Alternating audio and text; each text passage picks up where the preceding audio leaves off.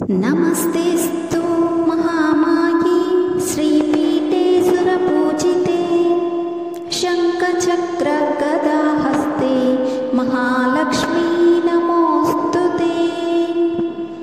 नमस्ते गरुडारूढे कोलासुरभयङ्करे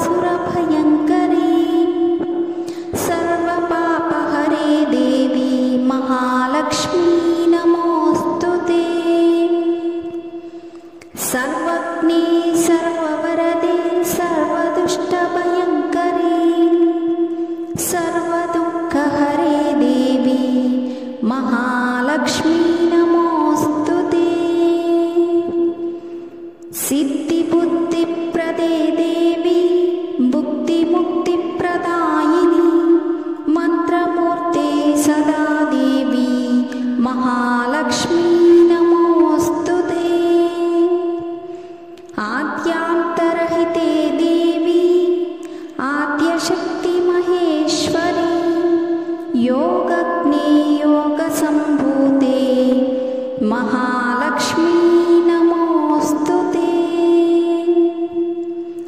स्थूलसूक्ष्ममहारौद्रे महाशक्ति महोदरे सर्वपापहरे देवी महालक्ष्मी नमोऽस्तुते।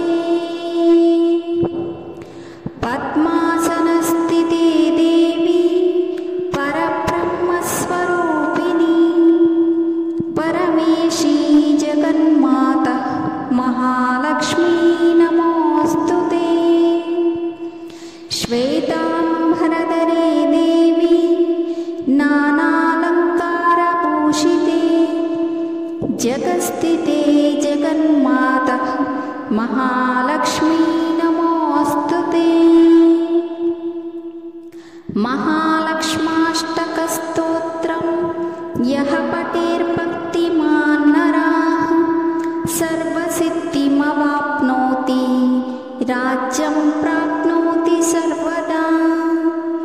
एककाले पठेत् नित्यं महापापविनाशनं द्विकालं यः पठेत् नित्यं धनधान्यसमन्वितः त्रिकालं यः पठेत् नित्यं महाशत्रुविनाशनं महालक्ष्मीर्भवेत् नित्यं प्रसन्ना